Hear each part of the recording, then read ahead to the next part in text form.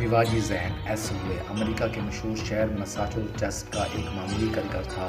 وہ 1819 عیسوی میں پیدا ہوا اور صرف 48 سال کی عمر میں 1867 عیسوی میں اس کا انتقال ہو گیا، مگر اس نے دنیا کو ایک ایسی چیز دی جس نے کپڑے کی تیاری میں ایک انقلاب پیدا کر دیا۔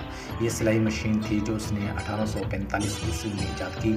ایس ہوئے نے جو مشین بنائی اس کی سوئی میں دھاگا ڈالنے کے لیے سوئی کی جڑ کی طرف چھید ہوتا تھا، جیسا کہ عام طور پر ہاتھ کی سوئیوں میں ہوتا ہے۔ ہزاروں برس سے انسان سوئی کی جڑ میں چھید کرتا آ رہا ہے، اس لیے ایس ہوئے نے جب سلائی مشین تیار کی تو اس میں بھی عام رواج کے مطابق اس نے جڑ کی طرف چھید بنایا۔ اس کی وجہ سے اس کی مشین ٹھیک کام نہیں کرتی تھی۔ شروع میں وہ اپنی مشین سے صرف جوتا سی سکتا تھا، کپڑے کی سلائی اس مشین پر ممکن نہ تھی۔ ایس ہوئے ایک عرصہ تک اسی اڈھیڑ بن میں رہا، مگر اس کی سمجھ میں اس کا کوئی حل نہیں آتا تھا۔ اس نے ایک خواب دیکھا، اس خواب نے اس کا مسئلہ حل کر دیا۔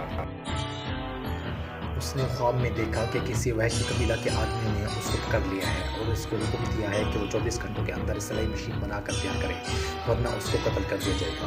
اس نے کوشش کی مگر مقررہ مدت میں وہ مشین تیار نہ کر سکا۔ جب وقت پورا ہو گیا تو قبیلے کے لوگ اس کو مارنے کے لیے دوڑ پڑے۔ ان کے ہاتھ میں پرچہ تھا۔ ہوئے نے غور سے دیکھا تو ہر پرچے کی نوک پر ایک سوراخ تھا۔ یہی دیکھتے ہوئے اس کی آنکھ کھل گئی۔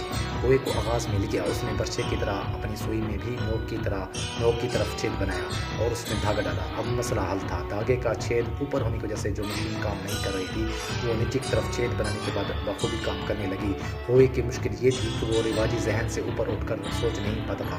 وہ سمجھ رہا تھا کہ جو چیز ہزاروں سال سے چلی آ رہی ہے وہی صحیح ہے۔